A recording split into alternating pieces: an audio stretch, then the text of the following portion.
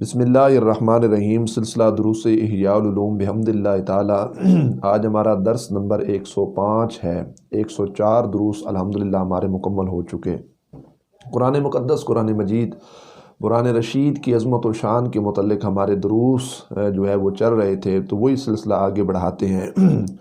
آداب قرآن میں سے ایک چیز ہے ترتیل، جس کا معنی یہ ہے کہ مطلب اس کو بڑے احسن انداز میں پڑھنا، غور و فکر کر کے پڑھنا۔ حضرت سیدہ ام سلمہ رضی اللہ تعالی عنہا بیان کرتی ہیں کہ رسول اللہ صلی اللہ علیہ وسلم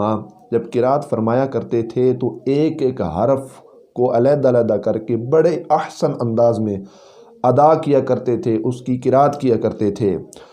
اور ایک ایک حرف کر کے مفسر طور پر حضور نبی کریم صلی اللہ علیہ وسلم پڑھا کرتے تھے۔ تو مطلب ترتیل کا معنی یہ ہے کہ بڑے احسن انداز میں قرآن مقدس پڑھا بھی جائے اور ساتھ اس کو سمجھا بھی جائے۔ اور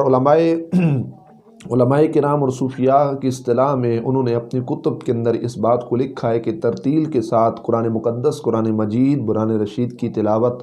کرنا، اس کی آیات بینات کو پڑھنا، یہ مستحب ہے، اچھا عمل ہے۔ اس کے کرنے پر انشاءاللہ اللہ اپنے فضل و کرم سے ثواب بھی عطا فرماتا ہے۔ حضرت سیدنا عبداللہ ابن عباس رضی اللہ تعالی عنہما فرماتے ہیں کہ میں سورہ بقرہ اور سورہ آل عمران ترتیل کے ساتھ پڑھوں تو پورے قرآن کو تیزی کے ساتھ پڑھنے سے یہ عمل بہتر نظر آتا ہے۔ اور آگے آپ ارشاد فرماتے ہیں کہ سورہ زلزال اور سورہ القاریہ پڑھتے ہوئے ان میں اگر غور و فکر کروں تو یہ سورہ بقرہ اور سورہ آل عمران کو جلدی پڑھنے کی بنسبت یہ عمل بہتر نظر آتا ہے کہ ان دو صورتوں کے اندر میں کیا ہے ترتیل کے ساتھ ان کی قرات کیا کروں۔ اور حضرت مجاہد رحمۃ اللہ تعالی علیہ سے ان دو آدمیوں کے بارے میں سوال کیا گیا، ان دو آدمیوں کے بارے میں پوچھا گیا جنہوں نے نماز شروع کی اور ان کا قیام ایک جیسا تھا، لیکن ان میں سے ایک نے سورہ بقرہ پڑھی اور دوسرے نے کیا کیا، سارا قرآن مقدس جو تھا وہ قرات کے اندر پڑھ دیا۔ تو انہوں نے فرمایا کہ دونوں کا ثواب کیا ہے جی، برابر ہے۔ مطلب حضرت مجاہد فرماتے ہیں دونوں کا ثواب برابر ہے۔ مطلب یہ کہ جس نے سورہ بقرہ فقط ایک پڑھی تو اس نے اس کے اندر غور و فکر کیا، غور و فکر کا ترتیل کے ساتھ مطلب اس کو پڑھا، اور جس نے قرآن مقدس پڑھا تو وہ یہ نہ سمجھے کہ مجھے زیادہ ڈھیروں ثواب ملے گا کہ میں نے 114 صورتیں پڑھی اور اس نے ایک صورت پڑھی۔ تو جس نے ایک صورت کو غور و فکر کے ساتھ اور ترتیل کے ساتھ پڑھا تو ایسے ہے گویا جس طرح اس نے 114 صورتیں پڑھی ہیں۔ تو جتنا ثواب 114 صورتوں پر پڑھنے سے اللہ تعالیٰ جل جلالہ کی بارگاہ سے عطا ہوگا، اتنا ثواب اللہ تعالیٰ ایک صورت جس کو ہم غور و فکر اور ترتیل کے ساتھ پڑھیں گے، اتنا اللہ تعالیٰ اس ایک صورت کے پڑھنے پر بھی ہمیں ثواب عطا فرمائے گا۔ اللہ اکبر۔ پھر قرآن پاک پڑھتے ہوئے رونا مستحب ہے۔ رسول اللہ صلی اللہ علیہ وآلہ وبارک وسلم کا فرمان ذیشان ہے، قرآن پاک کی جب تلاوت کرو، آیات بینات پڑھو، روا کرو۔ اور نبی کریم علیہ السلام نے ارشاد فرمایا اگر رونا نہ آئے تو رونے جیسی کیا کیا کرو، شکل بنائے کرو آیات بینات کی تلاوت کر کے۔ اور نبی کریم صلی اللہ علیہ وآلہ وبارک وسلم کا ارشاد گرامی ہے، ارشاد ذیشان، جو شخص قرآن پاک کو خوش آوازی کے ساتھ نہیں پڑھتا، حضور فرماتے ہیں وہ ہم میں سے نہیں، اس کا ہمارے ساتھ کوئی تعلق نہیں ہے کہ اللہ نے آواز اگر دی ہے تو اس کو استعمال کرنا چاہیے قرات کے لحاظ سے کہ احسن انداز میں کیا کرے، اللہ کا قرآن پڑھا کرے۔ اور پھر یہ فرمایا گیا، ایک شخص، ایک بزرگ کہتے ہیں کہ میں نے خواب کے اندر رسول اللہ صلی اللہ علیہ وآلہ وبارک وسلم کے سامنے قرآن پاک پڑھا تو آپ صلی اللہ علیہ وسلم نے فرمایا اے صالح، اے نیک بندے، او اللہ کے بندے، یہ تو نے تلاوت کی ہے نا، آیات بینات پڑھی ہیں، تمہارا رونا کہاں گیا ہے؟ اس بات سے یہ بات بھی ثابت ہو گئی کہ قرآن پاک پڑھتے ہوئے حتی الامکان کوشش کی جائے کہ آیات بینات کے ساتھ ساتھ کچھ انسان جو ہے نا رونے جیسی شکل بنائے یا رویا کرے، اللہ تعالیٰ جل جلالہ کے خوف کی وجہ سے آیات بینات کے اندر جو ذکر و اذکار موجود ہوں ان میں غور و فکر کرے، تدبر کرے، سوچا کرے، اور پھر وہ کیا کرے، رویا کرے۔ اللہ اکبر۔ حضرت ابن عباس رضی اللہ تعالیٰ عنہ فرماتے ہیں کہ جب تم اللہ کریم جل جلالہ کے لیے سجدہ کی آیت پڑھو تو سجدہ کرنے میں جلدی نہ کرو، اللہ اکبر، جب تم آیت سجدہ پڑھو تو سجدہ کرنے کے لحاظ سے جلدی نہ کرو یہاں تک کہ تم رو، اگر تم میں سے کسی کی آنکھ نہ روئے تو اس کا دل رونا چاہیے، اس کی دل کی یہ کیفیت ہونی چاہیے، اس کا دل کیا کرنا چاہیے، رونا چاہیے۔ بدتکلیف رونے کا طریقہ یہ ہے کہ دل میں حزن و ملال کو حاضر کر کے اس سے رونا کیا ہوتا ہے، پیدا ہوتا ہے، اللہ اکبر۔ اور نبی کریم صلی اللہ تعالیٰ علیہ وآلہ وبارک وسلم نے ارشاد فرمایا ان القرآن نازل بحزن، کہ بے شک قرآن پاک حزن کے ساتھ اترا ہے، اس کے اندر حزن ہے، اور فرمایا لہٰذا جب تم اسے پڑھو تو حزن کو کیا کیا کرو، ظاہر کیا کرو، اپنے دل میں جو چیز ہے اس کو کیا کیا کرو، ظاہر کیا کرو، آخرت سے ڈرا کرو، ایک غم ہونا چاہیے قلبی کیفیت کے اندر کہ میں نے اللہ کریم جل جلالہ کی بارگاہ کے اندر پیش ہونا ہے، اور اس غم سے رونا چاہیے، اور پھر ایک خوف سا آپ کے دل کے اندر ہونا چاہیے کہ میں نے اس کریم رب کی بارگاہ کے اندر پیش ہونا ہے۔ آیات بینات کے اندر ہمارے اعمال، ہمارے حساب و کتاب اور آخرت کے لحاظ سے، عذاب کے لحاظ سے، دوزخ کے لحاظ سے ذکر ہے، تو پھر کیا ہے، قلبی انداز میں ہمارے قلب کے اندر رونا پایا جانا چاہیے۔ اس کے علاوہ مزید دیکھیں تو قرآن مقدس، قرآن مجید، قرآن رشید میں ایک چیز ہے بلند آواز سے قرات کرنا، کہتے ہیں اس میں کوئی شک نہیں کہ آواز اتنی بلند کی جائے کہ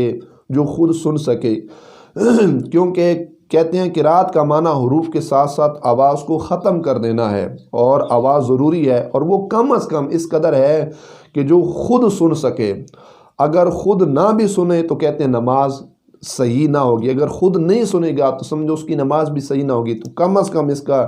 جو درجہ ہے مقدار کا قرات کی آواز کے لحاظ سے وہ اتنا ہے کہ انسان کم از کم اس کا نفس، اس کا دل، اور وہ خود اس بات کو سمجھ اور سوچ سکے۔ خود اگر نہیں سنتا، منہ بند کر کے اندر سے ہی قرات پڑھتا ہے تو اس کی تو پھر نماز ہی نہ ہوگی، اللہ اکبر۔ کہتے ہیں اتنا بلند کر کے پڑھنا کہ دوسرا آدمی بھی سن لے، تو کہتے ہیں یہ بعض اوقات یہ عمل پسندیدہ ہے کہ قرآن پاک اگر دوسرا شخص سنے گا، بعض دفعہ یہ عمل پسندیدہ بنے گا، بعض مقامات پر آپ کا قرآن پاک، قرآن مقدس، قرآن مجید، قرآن رشید بلند آواز کے ساتھ پڑھنا اور دوسرے کا سننا، اس سے کراہت ہے، مکروہ ہے، اس کو ناپسند قرار دے دیے گئے۔ جس طرح کوئی شخص سو رہا ہو، گھر میں کوئی مریض ہو، آپ اونچا اونچا قرآن پاک پڑھنا شروع کر دیں، کوئی بچہ آرام کر رہا ہو، آپ بلند آواز سے قرآن پاک پڑھنا شروع کر دیں، کوئی شخص نماز پڑھ رہا ہو، آپ بلند آواز سے قرآن پاک پڑھنا شروع کر دیں، کوئی شخص سو رہا ہو، آپ بلند آواز سے قرآن پاک پڑھنا شروع کر دیں، تو یہ تمام مقامات ایسے ہیں کہ شریعت مطہرہ نے اس عمل کو مکروہ قرار دیا ہے کہ ایسا معاملہ ان مقامات پر نہیں کرنا۔ اور آہستہ پڑھنے کے استحباب پر حدیث دلالت کرتی ہے، یہ بات بھی نہیں ہے کہ اب آہستہ پڑھنا وہ شریعت مطہرہ میں جائز نہیں ہے، یہ شریعت اس کو پسند نہیں کرتی، بلکہ آہستہ پڑھنے کو بھی شریعت مطہرہ نے پسند کیا ہے۔ جس طرح حضور نبی کریم صلی اللہ علیہ وآلہ وبارک وسلم کا ارشاد گرامی ہے، سرکار فرماتے ہیں آہستہ قرات کو بلند آواز قرات پر اس قدر فضیلت حاصل ہے جتنی جو فضیلت ہے پوشیدہ صدقہ دینے والے کو اعلانیہ صدقہ دینے والے پر اللہ فضیلت عطا فرماتا ہے۔ ایک طرف ایک شخص چھپ کر صدقہ دے، کسی کو پتہ نہ ہو، اللہ کی رضا کے لیے صدقہ دے،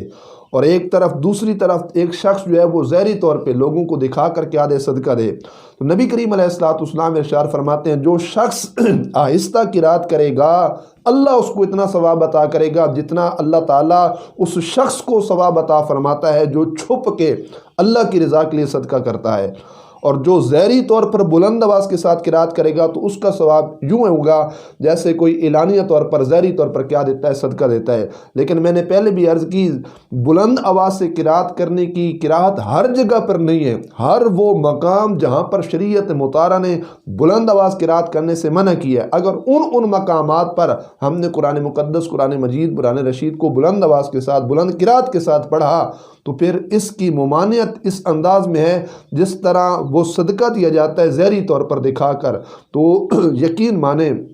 ہر وہ شے اور ہر وہ عمل جس کے اندر ریاکاری کا تھوڑا سا وہ ذرہ بھی پایا جائے جس کے اندر ریا شامل ہو، چاہے وہ قرآن کی صورت میں ہو یا نماز کی صورت میں ہو یا نفل کی صورت میں ہو یا واجب کی صورت میں ہو یا وہ تلاوت قرآن پاک کی صورت میں ہو، ہر وہ شے جس کے اندر ریاکاری پائی جائے گی اللہ کریم جل جلالہ اس عمل کو اپنی بارگاہ میں قبول نہیں کرتا۔ ہر وہ عمل جس کے اندر اخلاص اور رضائی الہی پائی جائے گی، انشاءاللہ وہ عمل تھوڑا ہوگا لیکن اللہ ہمارے اخلاص اور اپنی رضا کی اس نیت کی وجہ سے اللہ تعالیٰ جل جلالہ ڈھیروں ثواب عطا فرمائے گا۔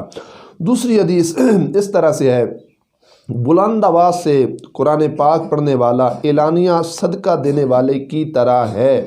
اور آہستہ پڑھنے والا خفیہ طور پر صدقہ دے۔ یہ بھی اسی کی مثال ایک حدیث پاک جو مطلب امام غزالی رحمۃ اللہ تعالیٰ لے کر آئے، جس میں بالکل اب وضاحت کے ساتھ ہے کہ جو بلند آواز سے قرات کرے گا گویا ایسے ہے جیسے اعلانیہ صدقہ کر رہا ہے، اور جو آہستہ قرات کرے گا کسی کو پتہ نہ ہو، بس اس کو پتہ اور اس کے رب کو پتہ ہو کہ میرا بندہ میری رضا کے لیے قرآن پاک پڑھ رہا ہے، تو اس کو اللہ تعالیٰ جل جلالہ اتنا ثواب عطا کرے گا جتنا چھپ کے اللہ کی رضا کے لیے صدقہ دینے والے کو اللہ ثواب عطا فرماتا ہے۔ اور ایک عمومی روایت ہے کہ پوشیدہ عمل کو اعلانیہ عمل پر 70 گنا زیادہ فضیلت ہے، کہ ایک کام آپ چھپ کے اللہ کی رضا کے لیے کریں اور ایک کام کو آپ دکھا کر کریں، تو ہر وہ کام جس میں اللہ کی رضا پائی جائے گی آپ چھپ کے کریں گے بنسبت اعلانیہ کے اللہ تعالیٰ جل جلالہ اخلاص کے ساتھ جو عمل کیا جائے گا اس کے اندر 70 گنا زیادہ آپ کو ثواب عطا فرمائے گا۔ اسی طرح نبی کریم صلی اللہ علیہ وآلہ وبارک وسلم ارشاد فرماتے ہیں، بہترین رزق وہ ہے جو کافی ہو، مطلب رزق اتنا کمایا جائے اور اتنے لحاظ سے رزق ہو جو ہمارے لیے کیا ہو، کافی ہو کہ ہم اس کو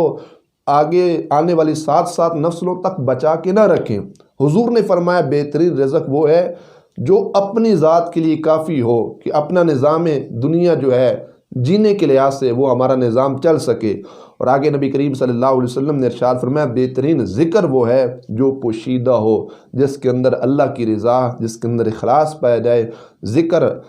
اللہ کے ذکر کے معنی میں بھی آتا ہے تسبیحات، اس کی حمد و ثنا، اس کی تعریف و توصیف بیان کرنا، اس کو بھی ذکر کہا جاتا ہے۔ اور اللہ کا قرآن پاک پڑھنا یہ بھی ایک اللہ کا ذکر ہے، کہ قرآن ہو یا چاہے ذکر و اذکار ہو تو ان میں ہماری نیت اخلاص ہونی چاہیے اور وہ ہمارا عمل اللہ کریم جل جلالہ کی رضا کے لیے ہونا چاہیے۔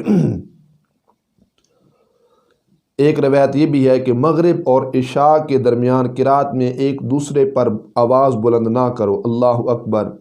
حضرت سعید بن مسیب رضی اللہ تعالی عنہ نے ایک دن مسجد نبوی شریف میں حضرت عمر بن عبدالعزیز رضی اللہ تعالی عنہ رحمۃ اللہ تعالی علیہ ونور اللہ تعالی مرکزہ کو نماز میں بلند آواز کے ساتھ قرات کرتے ہوئے سنا اور وہ خوش آواز تھے،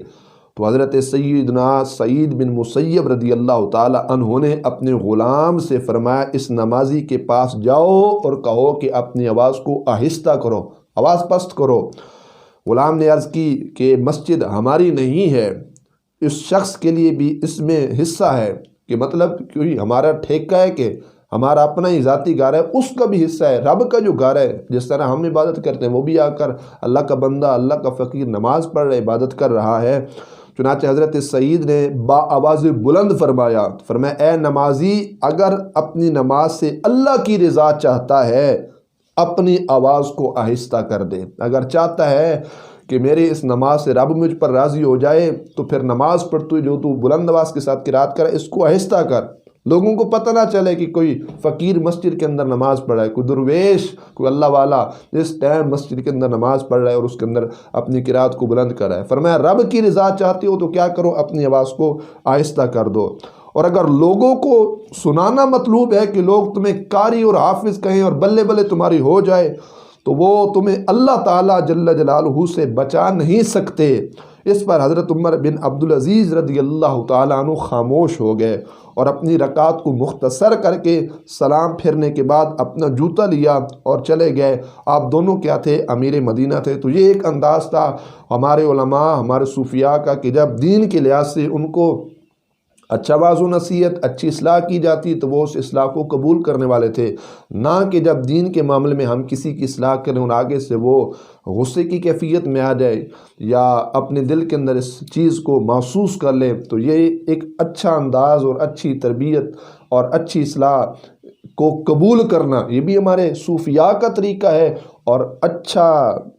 پہلو دینا، اچھی سوچ عطا کرنا اور اچھی طرف راغب کرنا، اور ہر وہ مقام جس بنیاد پر ہمارے اندر سے ریاکاری کی بدبو آئے وہاں پر صوفیاء کا کام بنتا ہے کہ وہ فوراً اپنے ارشادات، اپنے واضح و نصیحت سے لوگوں کو اللہ کی رضا اور اخلاص کا حکم اور آرڈر عطا فرماتے ہیں۔ اللہ اکبر۔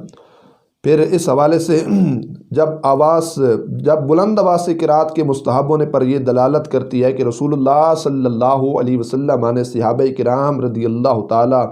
عنہم کی جماعت کو رات کی نماز میں بلند آواز سے قرات کرتے ہوئے سنا تو اسے درست قرار دے دیا۔ مطلب یہ حدیث ہے کہ نبی کریم علیہ السلام نے خود ارشاد فرمایا کہ جب تم میں سے کوئی ایک رات کو کھڑے ہو کر نماز پڑھے تو بلند آواز سے قرات کرے، کیونکہ فرشتے اور جنات اس کی قرات کو غور و فکر کے ساتھ سنتے ہیں اور اس کی نماز کے ساتھ نماز پڑھتے ہیں۔ جنات بھی اس کی نماز کے ساتھ کیا ہو جاتے ہیں؟ نماز پڑھنا شروع کر دیتے ہیں۔ اور نبی اکرم صلی اللہ علیہ وآلہ وبارک وسلم نے ارشاد فرمایا، زین القرآن باصواتکم، تم قرآن مقدس، قرآن مجید، برہان رشید کو اپنی آوازوں کے ساتھ زینت بخشو، اچھی آواز کے ساتھ قرآن کی قرات کے لحاظ سے زینت بخشو کہ احسن انداز میں کیا کرو، قرآن پاک پڑھا کرو۔ اور نبی کریم علیہ السلام نے ارشاد فرمایا، جو شخص خوبصورت آواز سے قرآن پاک نہیں پڑھتا اس کا ہمارے ساتھ کوئی تعلق نہیں ہے۔ اور اسی حوالے سے مزید جو ہے نا احادیث اور اس پر چند گزارشات انشاءاللہ تعالی اگلے